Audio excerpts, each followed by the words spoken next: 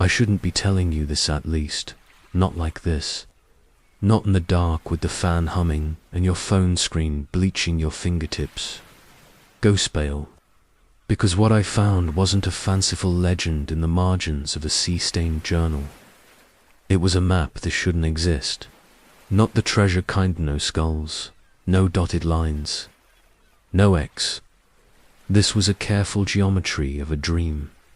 A circle etched in rusted compass ink. The word Libertatia written not once but 3 times, as if to anchor a place that kept slipping off the world. You've heard whispers, I know. The Pirate Republic. A society stitched together by mutineers and idealists on the north coast of Madagascar. No kings, no masters, equal shares and equal votes. A refuge for the uprooted runaways, maroons, renegade sailors, women who cut their hair and their past in one night, men who shrugged off flags like old coats. People who wanted a life not granted by birth, but bargained for with boldness. They say Captain Misson founded it. Or was it mission?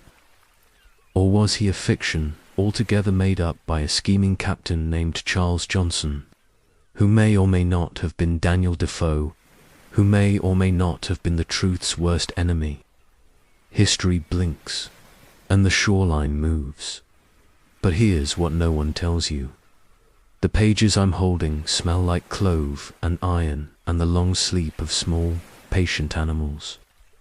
A waterline bites across the bottom, a memory of the sea's teeth. On the 3rd page, a sentence ends mid-air, just as a blot spreads like spilled night. If any man say he'd be more free than the next, let him, and then nothing. Silence baked into parchment. Whoever wrote it was interrupted, not by boredom but by alarm. The ink breaks the way a lantern breaks when a door slams and wind comes howling in. If Libertatia was a lie, why did someone try to erase it so violently? Why is there a torn scrap slipped between the leaves, scrawled with a signal code sailors used when the king's ships came nosing inshore? Why has the paper been smoked as if held over a lamp to raise letters hidden by lemon juice? You think I'm teasing you? You think this is a storyteller's trick? The old bait and storm, maybe. But listen, when I tilted that page to the light, 2 words winked out in pale gold like fish turning in black water. 2 words that send a shiver down any seafarer's bones, even now. Parlator Bay. And that is where chapter 1 begins, a ragged finger of Madagascar's coast, where the wind remembers a republic that may have never been, and a footprint in the sand refuses to be washed away. Dawn in Parlator Bay is not a sunrise, but a negotiation. The sea murmurs terms, the palms sigh counteroffers, and the light drips down the basalt cliffs in reluctant coins. I arrived in a dugout that shouldn't have been seaworthy and in boots that shouldn't have been dry, both somehow managing the trick. The boatman, a man with cheekbones like rigging knives, nodded once and pushed back into the swell without a word. I stood alone on the sand, the map against my ribs, listening for an echo from 2 centuries ago. The bay curved inward like a listening ear. Mangroves crowded the waterline. Above them, a chalky path zigzagged toward a flat shelf of rock where, if the old accounts were even half true, there had been a signal fire, once 3 bursts, to welcome a friendly sail. One long smoulder to warn of a stranger. I climbed. The path was a mosaic of brittle shells and spilled seeds. With every step, the map rustled in its oilskin sleeve, as if impatient. Come on, then. Come see what's left of me, Libertatia, I said aloud, tasting the word. It was stubborn in the mouth.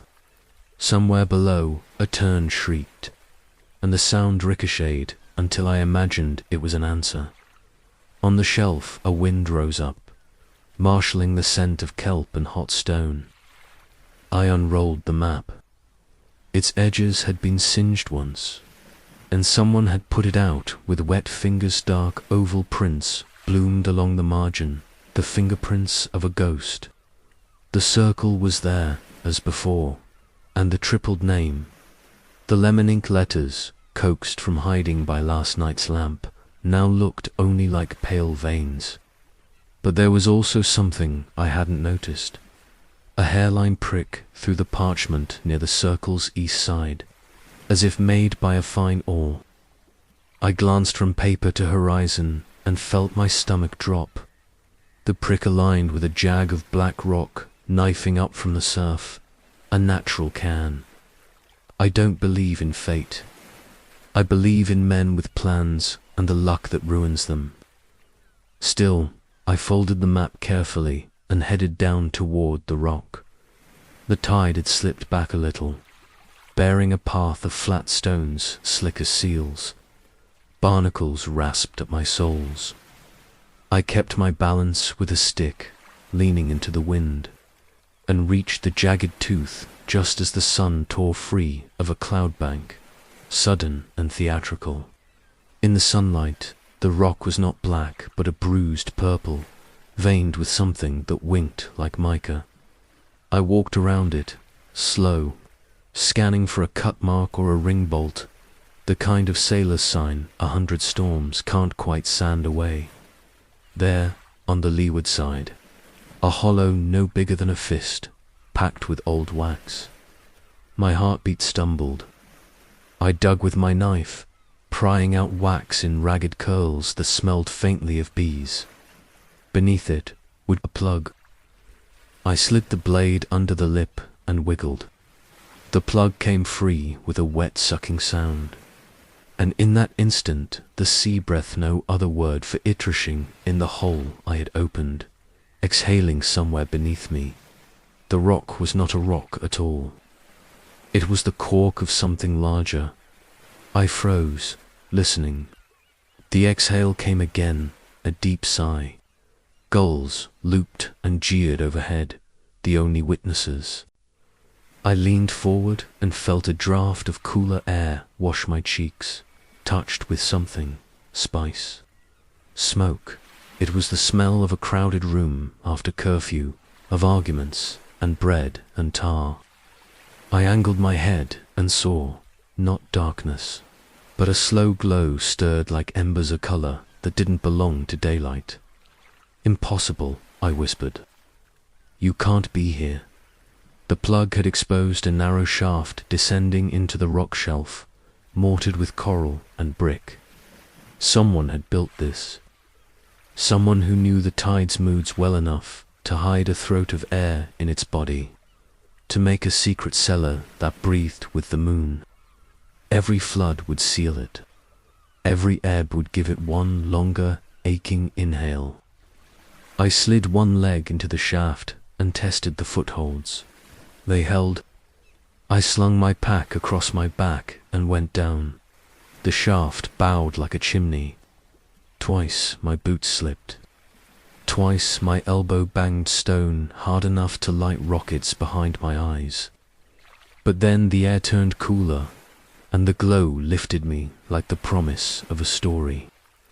I dropped the last 3 feet and landed in a chamber the size of a ship's hold. It was not empty. Racks lined the walls, carved from mangrove wood, leaning with age. In them, brittle scrolls slept in bone tubes and corked bottles. On a table made of planks and iron strapping lay a grid of slate tiles scratched with tallies. A broken mast section propped the ceiling, and everywhere the slow, persistent whisper of water, slipping somewhere beyond the far wall and returning, slipping and returning, as if tide lines themselves were standing guard. I fumbled my lamp to life. Flame stumbled, gathered, steadied. The chamber unfurled itself in wavering amber. On the nearest rack, a label, articles votes. On the table, under a dust-filmed glass pane, A sheet of parchment displayed a header in a hand both elegant and firm, compact for the common freedom of men. Below it, in faded ink, names. So many names, I couldn't move. A hum rose in my ears that might have been blood or prayer. I thought of the stories, a pirate code more radical than any king's law, a parliament of sailors who divided spoils equally, who paid pensions to the wounded and allowed any man or woman to leave the crew when conscience demanded. I thought of Misson, the phantom captain, of Caractuli, the firebrand priest who swapped the Bible's thunder for a catechism of liberty. Maybe they were inventions, but someone had believed in them hard enough to build a temple. You were real, I said, the words trembling, or real enough.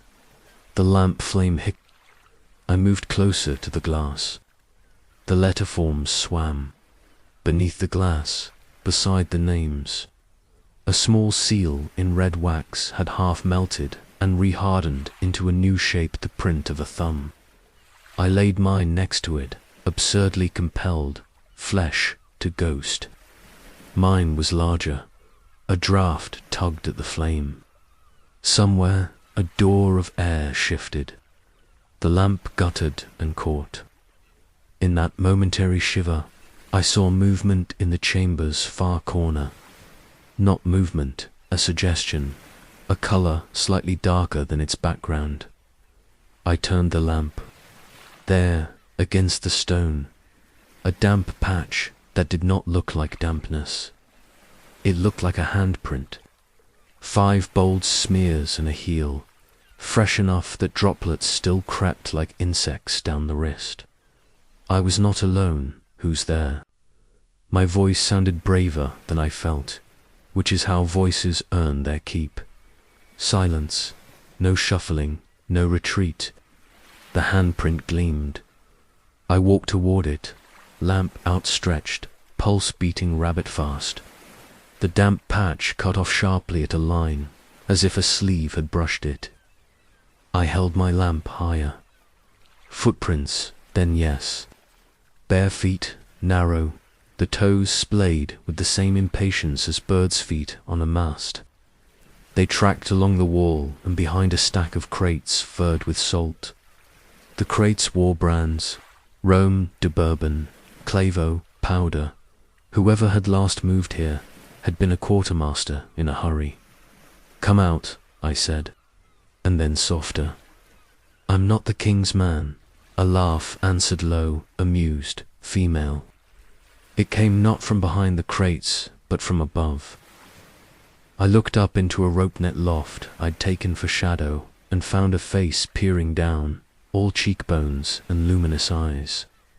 She was younger than me and wilder, which is to say she carried herself as if gravity were a choice. A band of red cloth wrapped her hair. She had a knife in her teeth. You took your time, she said, spitting the knife neatly into her palm. I left the plug easy. I stared, lamp trembling. You left the map, she said, rolling onto her side and slipping down a ladder woven from old rigging. And the lemon ink and the thumbprint, yes. You follow bait well. Good, we need that. My tongue clicked uselessly against the roof of my mouth. Who names later? She pointed to the Glasgow Charter. The gesture was half a salute, half a warning. You wanted liberty. You found it. You mean what's left of it. Left. She grinned, bright and feral. Or what's beginning again. My lamp hissed as if someone had breathed on it. The chamber's sigh rose and fell. I found my voice. Libertatia wasn't real, I said. Not like this. It's a story that grew like barnacles on a hull, a dream. A lie. Lies don't leave fingerprints, she said, glancing at the drying handprint on the wall. And they don't need quartermasters. The word tilted the floor under me. Quartermaster. For a fleet, she said lightly, as if we were discussing fruit at a market. Small, for now, smart, hungry.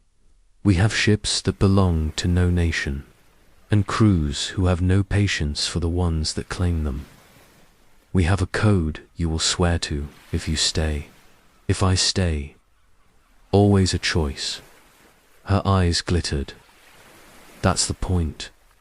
I set the lamp on the table to steady my hands. The flame made a weak, incurious halo. Why bring me?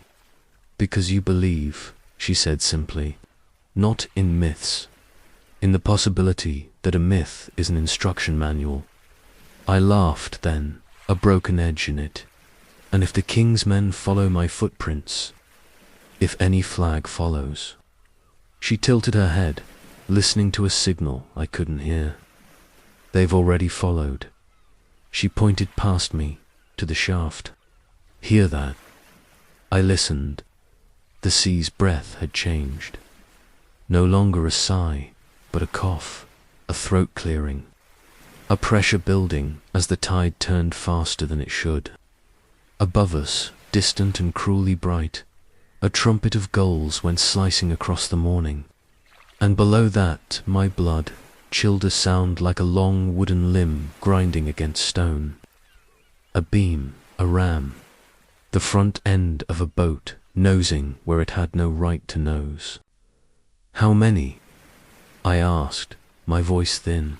Enough, she said, and not enough. Depends who we are, meaning. She moved to the racks with slashing purpose. Scroll tubes rattled.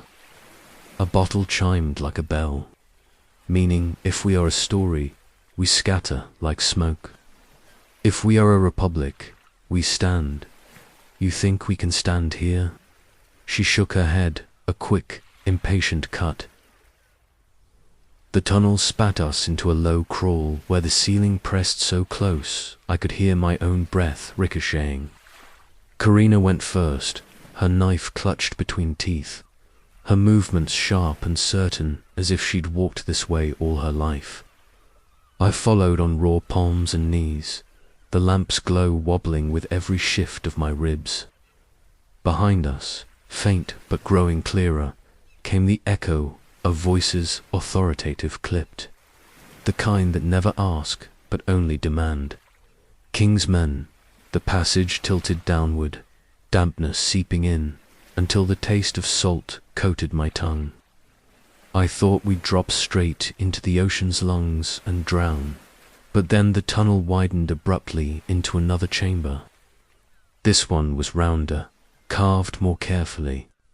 The walls lined with alcoves that held strange relics, broken cutlasses with their edges honed to razors, clay pipes blackened with resin, prayer beads strung with shark teeth, and there, at the center, a great table of stone, smooth as if tides had polished it for centuries.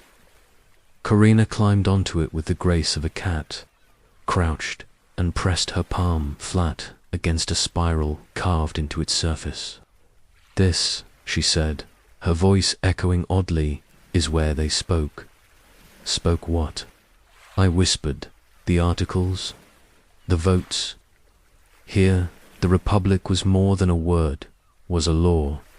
Her eyes glinted in the lamp's amber flare. Every man and woman had equal voice. No captain could hoard more than another, and if you were cheated, you left. No questions asked. I wanted to believe, I truly did, but doubt twisted in me like a splinter. That sounds like a fable, too neat, too perfect, perfect. She laughed, sharp and sudden, the sound bouncing off the stone. There were arguments, fights, blood on this very table. Equality doesn't mean peace, it means struggle shared. That's what frightened the crowns of Europe. Not our raids, not our gold. Our example. Her words struck a match in my chest. For a moment I could see it. A council of ragged sailors, faces weathered and scarred, sitting shoulder to shoulder in torchlight, each one speaking without fear of whip or noose. Libertatia wasn't a myth, it was a provocation. But the voices in the tunnel were closer now, splintering the spell. A harsh bark down here, and the scrape of boots on stone. Karina leaped from the table, seized a leather pouch from one alcove, and shoved it into my chest. "Carry this. What is it?" "Their last charter," she hissed. "Ink that still bleeds. Don't drop it." I stuffed it inside my shirt. Heart hammering, she sprinted to a far corner, tugged aside a drapery of kelp that had been dried into brittle ribbons. Behind it, a narrow stair of coral and wood spiraled upward. This way we climbed. The steps flexed under my weight, each creak like a pistol cocking. Halfway up, I dared a glance down. Shadows spilled into the chamber below 3, for men, muskets slung, coats stiff with salt. They fanned out, torches blazing, and one tilted his head as if sniffing. "Search every alcove," he ordered. "The governor wants proof these rebels existed." Proof? My blood iced. They weren't just hunting smugglers. They wanted to erase Libertatia itself. Karina yanked me onward until we burst into a slit of daylight, staggering onto a cliff ledge. The sea spread below us, blue and merciless. Far out, sails pricked the horizon royal colors, no mistaking. A whole flotilla. Karina spat over the edge. Too many. What now? She scanned the coastline, calculating. There's a cove north of here. Hidden harbor. Our ships are waiting. But we'll never make it on the ridge paths, they'll net us like birds. Then how? She pointed straight down. The cliff face was a tangle of roots and broken ladders, the skeletons of old scaffolds pirates once used to haul cargo ashore. A crazy descent into surf that bucked like wild horses. "You're mad," I said. "Better mad than dead." She slung herself over the edge and began to climb, as if gravity were just another order she refused to obey. I followed, clinging to rotten wood that cracked under my boots, sea spray blinding me. Halfway down, the sound of musket fire barked above cracks that stung the air and sent shards of stone whickering past my ear. "They've seen us," I shouted, "then climb faster." Karina snarled. The last ladder gave way just as I reached it. I plunged, hit water that swallowed me whole, and surfaced gasping beside her. She grabbed my collar, dragged me toward an undercut where the surf thundered, but the rock gave us cover. "There," she panted, pointing to a narrow channel that cleaved the cliffs. "Swim or drown." We swam, every stroke a battle. Musket balls hissed into the water around us, and the echo of war drums rolled from the ships offshore. But the channel sucked us in like a throat. The light dimmed, and suddenly we were drifting in a cavern lit by cracks of sun, and the flicker of oil lamps hung on. Hooks, and there they were 6 ships. Not galleons or brigs, but lean, furious sloops with patched sails and flags that bore no king's sigil. Crews swarmed their decks, men and women both, shouting, laughing, sharpening cutlasses. Pirates, real ones. And yet they looked organized. Not chaos, but readiness. Karina hauled herself onto a landing key hacked from stone, then offered me her hand. "Welcome," she said, breathless but triumphant. "To what remains of Libertatia." I staggered onto the quay, dripping and shaking, my mind reeling between disbelief and awe. Behind us, the thunder of royal cannons began to sound, shaking the cavern like a drumbeat of doom. Karina smiled with wild fire in her eyes. "Now the question is," she said, "do you fight with a saw? Do you run?" The choice hung between us like a noose. Image, prompt 1. Cinematic view of a hidden stone chamber lit by flickering lamp.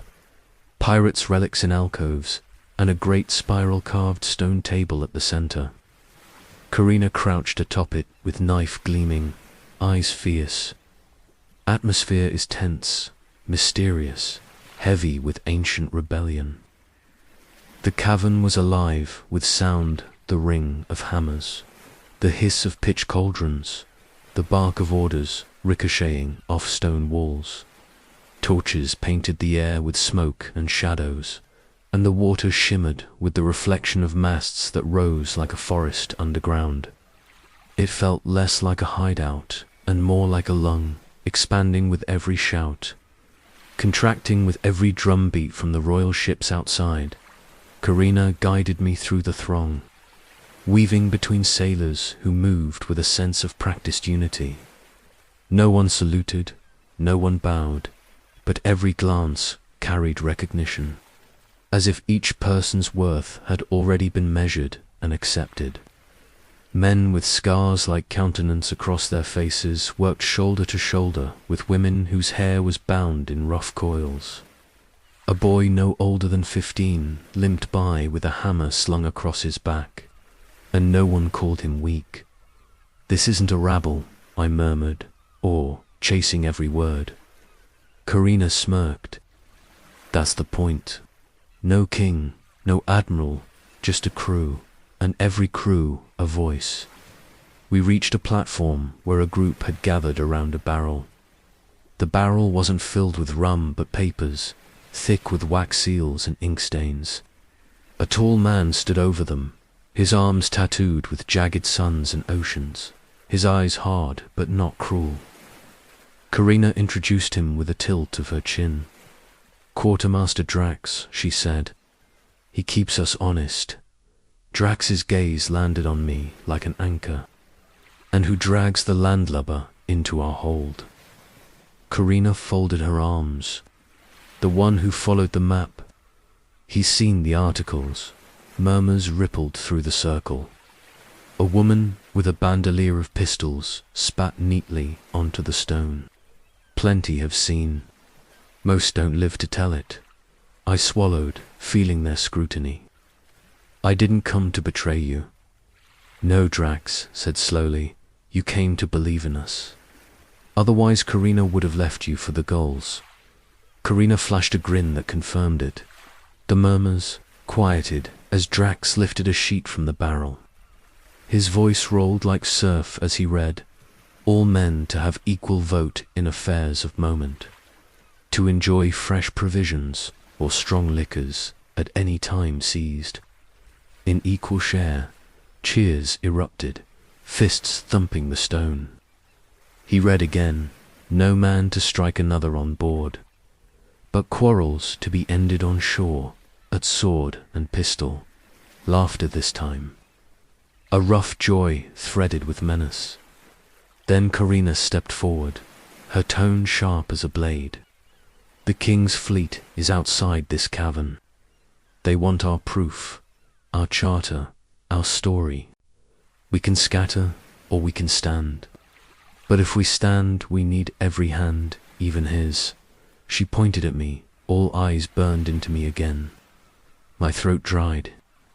I thought of the parchment pressed against my chest, still damp with sea salt. I thought of the names, each written by hands that believed their ink would outlast their bones.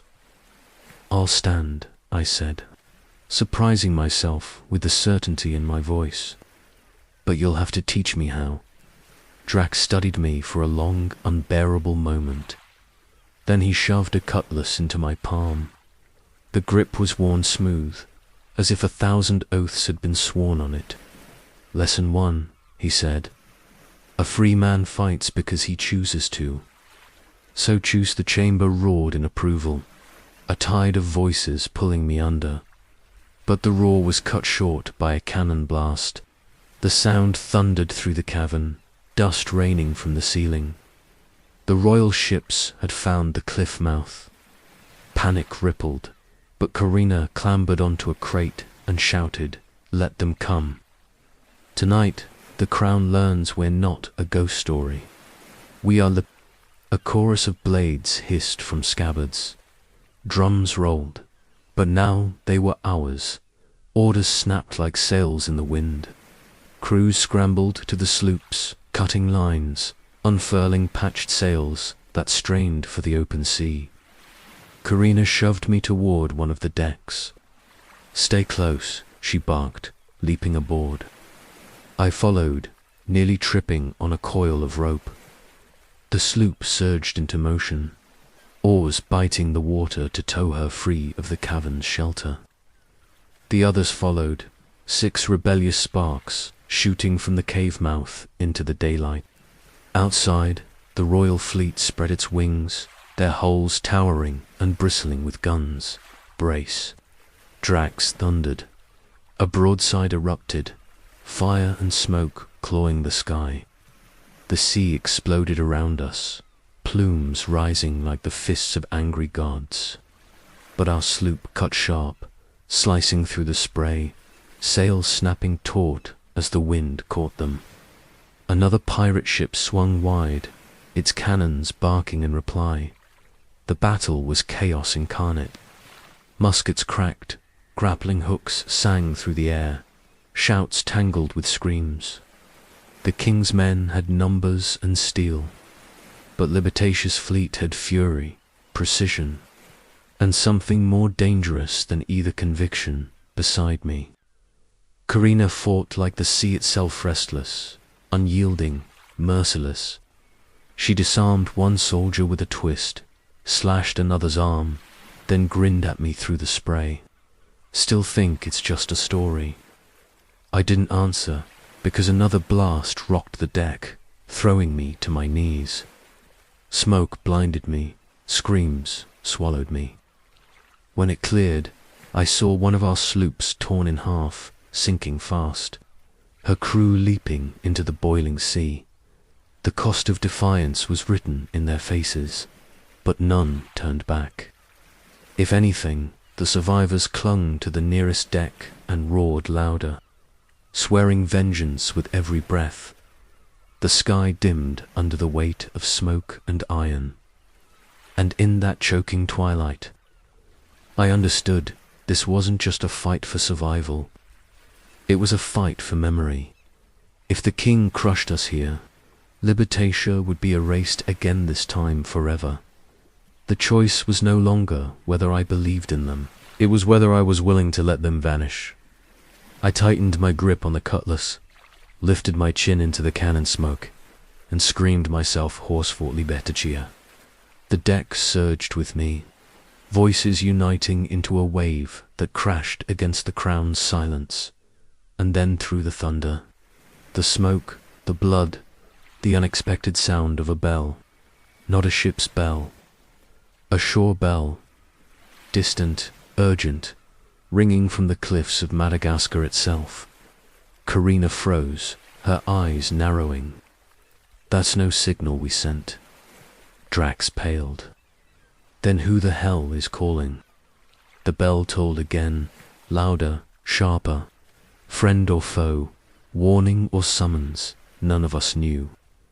But its echo carved into the smoke like a blade, promising that the battle's outcome was far from certain.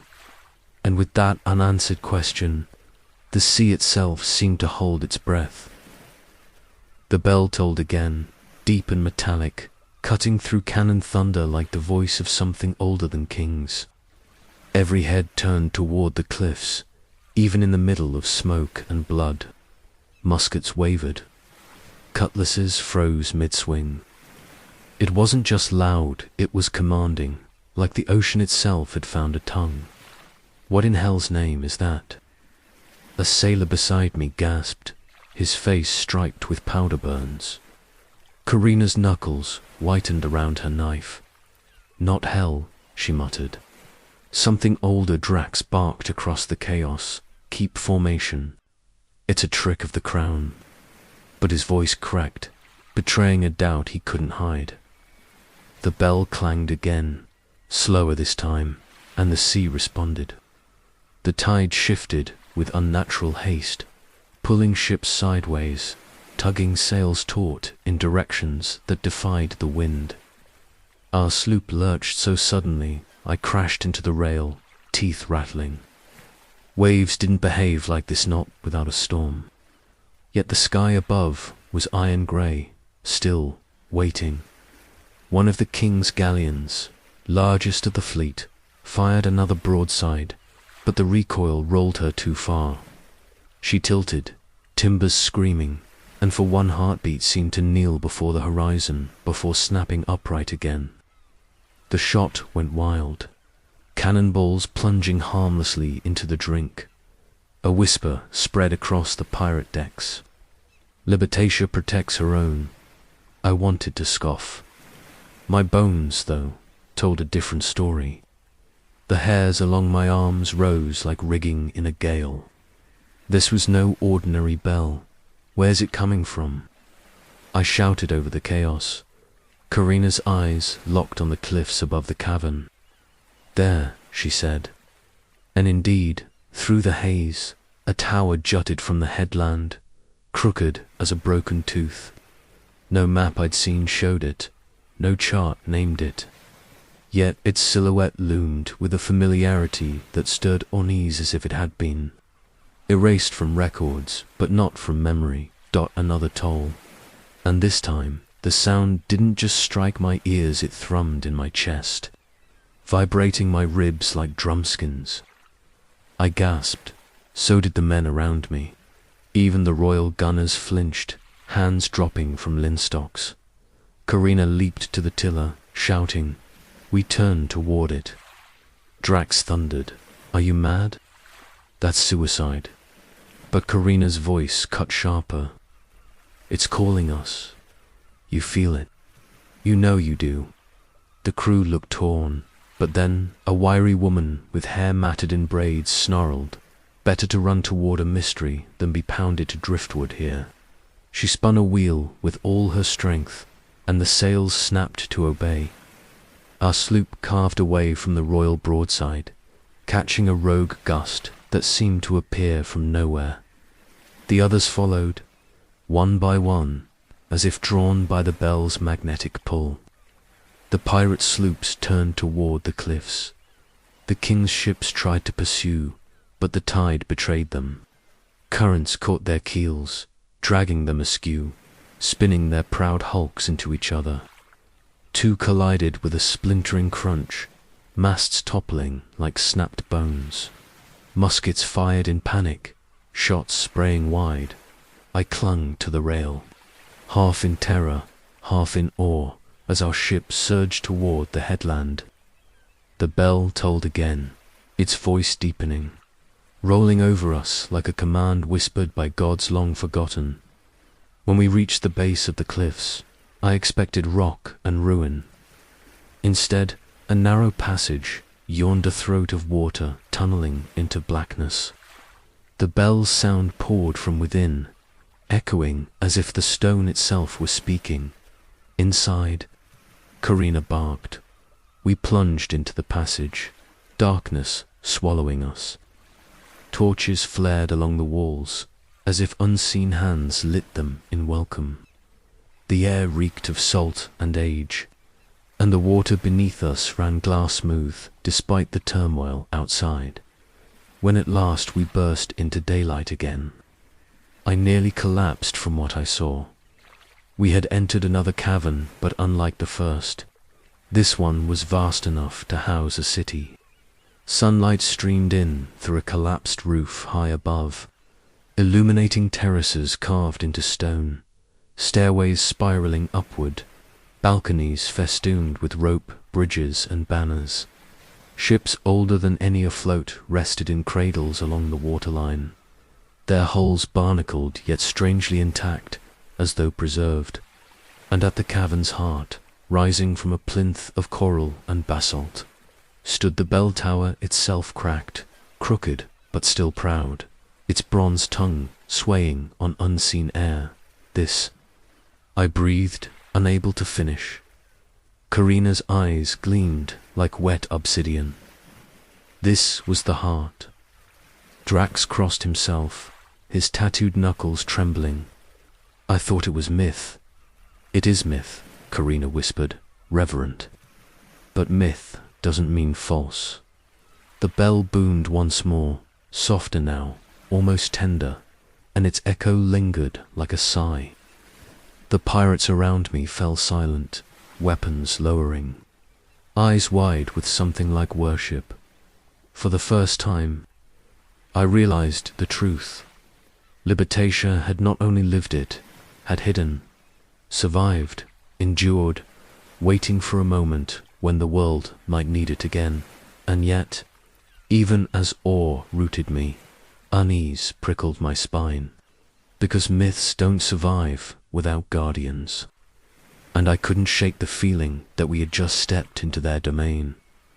Karina turned to me, her face fierce with conviction. Now you see why we fight. Not for plunder, not for vengeance, for this. A republic carved from the bones of the sea itself.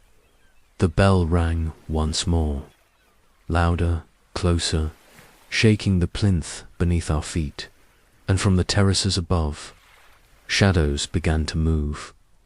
Figures, dozens, maybe more. They descended the stone stairs in silence, cloaked and deliberate, their eyes glinting in the sunbeam's fractured light. Not ghosts, not illusions. Flesh and blood, but lean and strange, their skin painted with salt and soot. Their arms scarred with sigils I did not recognize. They looked like men and women, but also like survivors who had lived beneath the world's notice for generations. The pirates around us gripped their blades, torn between fear and reverence. Karina, however, only smiled. They kept the fire alive, she said softly, the last heirs of Libertatia. And as the first of the cloaked figures reached the waterline, lifting a spear tipped with obsidian and pointing it directly at me, I realized Karina had been wrong about one thing. They weren't heirs, they were judges. The cloaked figures closed in, their silence louder than cannon fire. Each step echoed like a verdict being passed. The cavern's air thickened, charged with the musk of brine and smoke, until even the pirates who had faced broadsides without flinching now shifted uneasily, their cutlasses dipping lower. The lead figure halted at the waterline, spear gleaming with obsidian teeth. He pushed back his hood, revealing a face weathered like driftwood, skin inked with spirals that ran from temple to jaw. His eyes were pale, almost translucent, like the underbellies of deep-sea fish. He spoke in a tongue I didn't recognize, half French, half Malagasy, braided with something older still. Karina, though, understood. She stepped forward, one palm raised. He says, she translated, her voice carrying over the hushed cavern, that those who enter must prove they are not the crown's dogs, that we stand under the law of Libertatia, or we stand condemned. Murmurs rippled through the pirate crews. One man spat into the water, muttering, "No ghost with paint tells me how to live." The elder's gaze slid toward him. He tapped the spear, but against stone once, sharp as a pistol crack. At once, the other cloaked figures lifted their weapons' bows, strung with sinew, knives jagged with coral. Karina's hand shot out. "Don't be a fool," she hissed. "This is their ground, their rules." The elder's voice rolled again, slow and deliberate. Karina listened, her brow furrowing. "He says," she translated, "that to stand under Libertatia's law, one must swear before the bell. Swear to share equally, to vote truly, to strike no brother nor sister save on equal ground, and to keep no master but the articles themselves." Drax stepped forward, muscles taut. "We've sworn it 1,000 times, in blood and salt. Why again? Karina's eyes flashed. Because this is where the first oath was spoken. And they, she gestured to the cloaked host, are its keepers. The elder's gaze swept over us, pausing on me. His lips curved in a shape I recognized even without knowing the words. Stranger. He asks why you are here, Karina said quietly. Why you hold the parchment of their fathers. I touched my chest, where the wax-sealed pouch rested. My mouth went dry. All eyes drilled into me, pirates. Guardians, Karina most of all. I followed a story, I said, my voice thin but steady. I thought it was myth, but I found it breathing. And now I don't want it to die again. Karina translated. The elder listened without a flicker, then lifted his hand. The bell rang, not struck by any rope or mallet, but as if its bronze heart had moved of its own accord. The sound rolled through me, rattling my bones. The cloaked host knelt as one. Pirates stumbled, confused, then dropped to their knees as well, unsure whether in fear or reverence. Even Drax bowed his head. Karina, though, remained standing, her chin lifted in defiance and wonder. She looked at me, and in her eyes I saw the impossible pride. The elder rose and spoke again. His words this time were slower, as though chosen with care. Karina translated, he says the bell accepts you. But acceptance is not survival. You must prove yourself in trial. The word trial slashed through the air like lightning. What kind of trial? Drax demanded. The elder's answer was one word, a word even I understood, blood. The cloaked host parted, revealing a circle etched into the stone floor at the cavern's center. Within it lay relics, cutlasses, dulled with age, pistols with flint blackened by centuries, and ropes braided into whips. Karina turned to me, her voice low. They mean to test you. My stomach twisted. Test me how? By combat, she said grimly. Not to the death but to submission. To show you're not a pawn of kings, but a man who can stand equal. And if I fall, Karina's eyes darkened. Then you drown in this cavern. They will not let you leave. The pirates began to shout, some in support, others in outrage. He's no one. Why should a stranger prove what we already know? Let him fight if he fails. We're stronger without him. The guardians stood unyielding, silent as cliffs. Drax stepped to my side, his massive hand clapping my shoulder with bruising force. Then fight, he growled. Better to die with steel in your fist than as some rat skulking in corners. The circle beckoned like a noose. I swallowed, forced my feet forward. Karina's hand brushed mine, flitting but fierce. Remember, she whispered, they're not testing your skill. They're testing your will. Stand and do not break. I stepped into the circle. The air thickened, vibrating with the bell's unseen pulse. The elder raised his spear, and one of the cloaked figures strode forward, unmasking as he did. A young man, lean and scarred, with eyes sharp as reef glass. He tossed me a cutlass, identical to his own. The elder shouted a word. The crowd roared it back, and the fight began. The first clash rang through my arms like lightning through a mast. He was fast, vicious, his blade snapping at me like a shark. I stumbled back, parried clumsily, sparks spitting from steel. He drove me toward the circle's edge. The pirates howled. Some cheered for me, others spat curses, wagering loudly. I felt the panic rising. This wasn't my world, this was theirs. I'd never fought with cutlass before. I'd only read about it, dreamed about it. And yet here I was, being measured by the sharp edge of history. The young man slashed high. Instinct screamed. I ducked, swung low. The flat of my blade caught his knee. He stumbled, snarling. Gasps rippled through the crowd.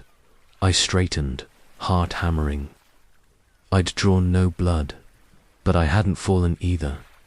The duel raged on. Steel rang, sweat stung my eyes, my arms trembled with strain. Each time I thought I'd collapse, Karina's words burned in me. They're testing your will, so I kept standing. Even when he nicked my shoulder, even when he slammed his hilt into my ribs, I rose again. At last he pressed too hard, his balance breaking. I shelved with everything I had. He toppled, sprawling outside the circle. The cavern roared. The elder lifted his spear. The cloaked figures bowed.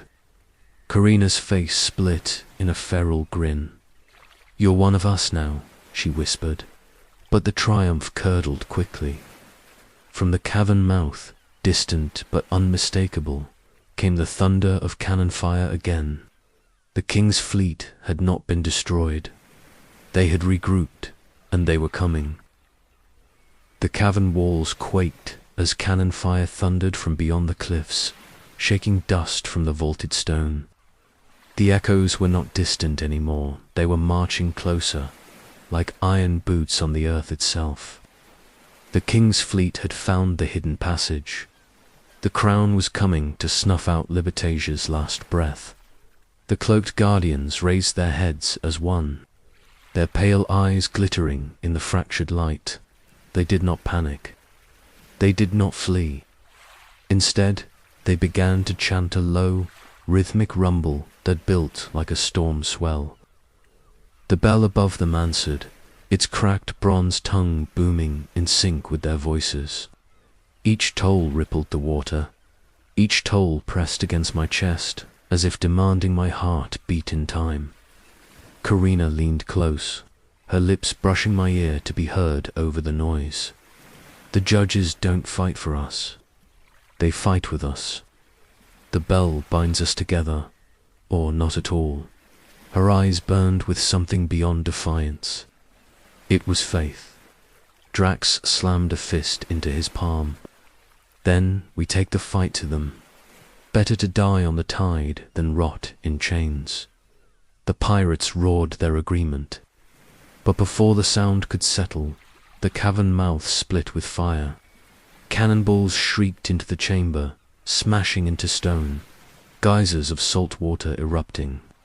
One pirate ship splintered at the quay, her mast collapsing in a spray of sparks and screams. The king's marines poured in behind the fire, red-coated and disciplined. Their muskets gleamed like a row of polished teeth.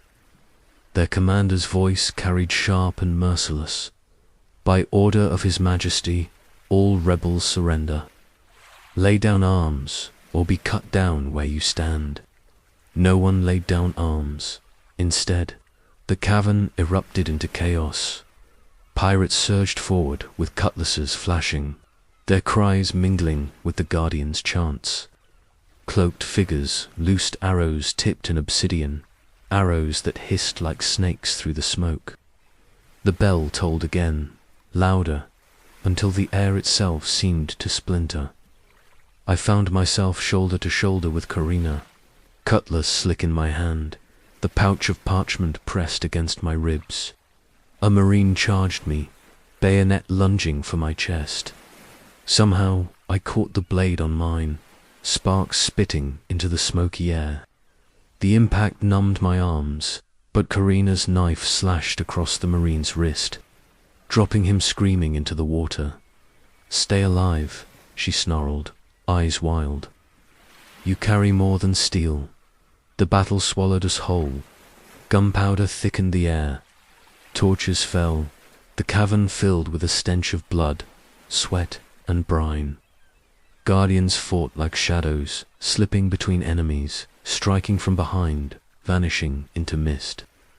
Pirates fought like storms loud, brutal, merciless, and the king's men advanced with their brutal discipline, volley after volley, muskets cracking in merciless rhythm.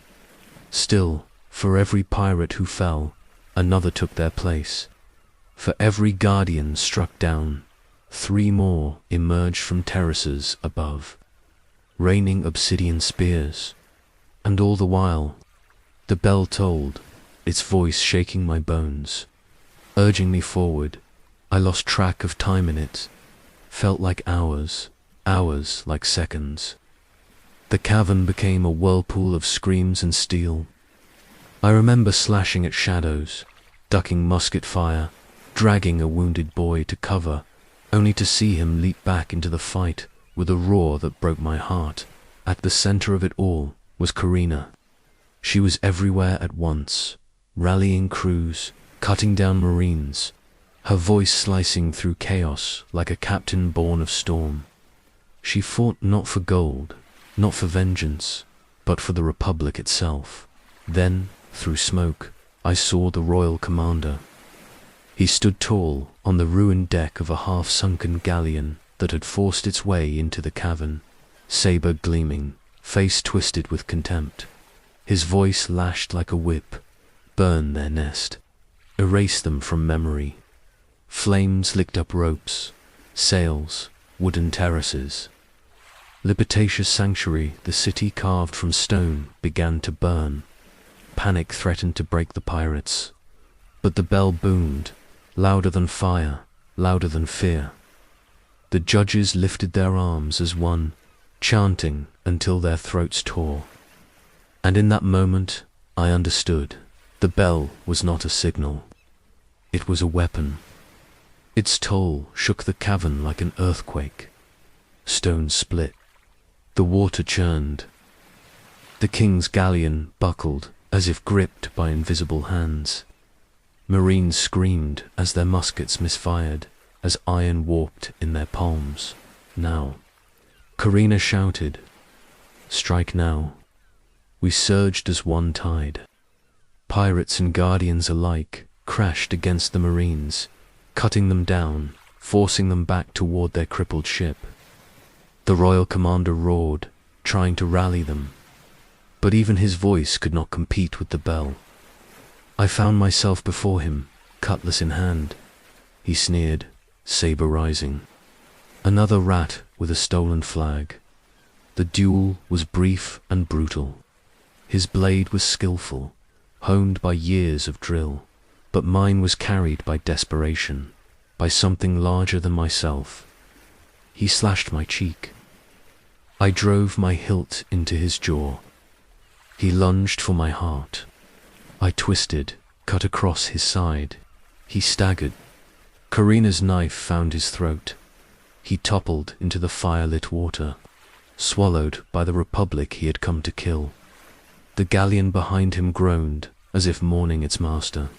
Then, with a shattering roar, it collapsed into the sea, dragging Marines and fire with it. Silence followed. No muskets. No commands. Only the echo of the bell, slow and steady, tolling in victory or warning. The survivors' pirates, guardians, even I stood, gasping in the smoke, staring at one another. Libertatia still breathed. Barely, but it breathed. Karina climbed onto the wreckage of a quay, bloodied, radiant, her knife raised high. "Do you see?" she cried, voice hoarse but unbroken. "The crown cannot kill us. They can burn our ships, break our bones. But Libertatia is not wood or flesh. It is law, it is choice. As long as one of us remembers, Libertatia lives."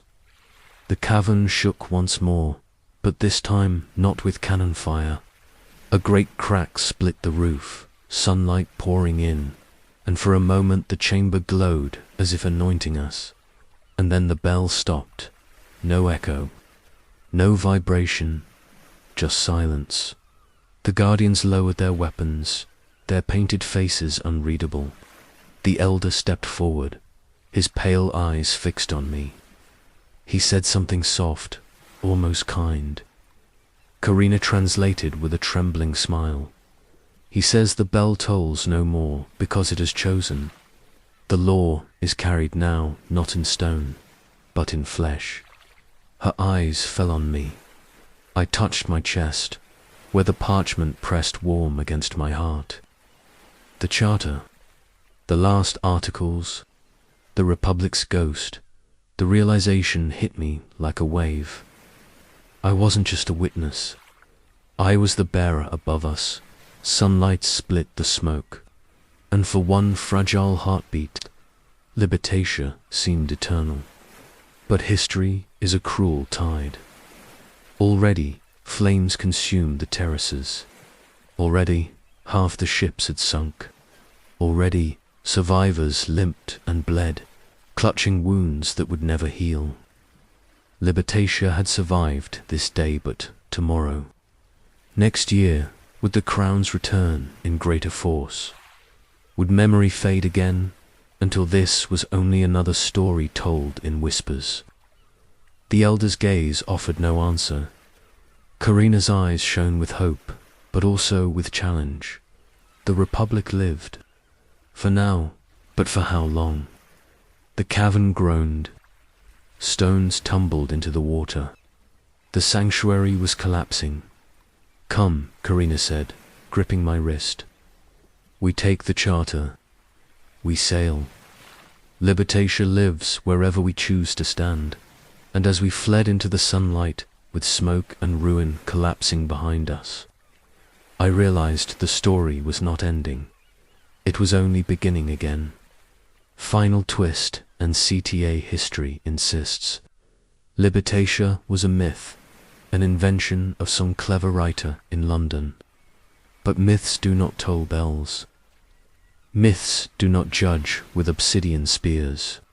Myths do not bleed beside you in the smoke. And yet, try as I might, I can find no trace of that cavern now. No bell, no terraces, no ships. Only scorched cliffs and restless tides.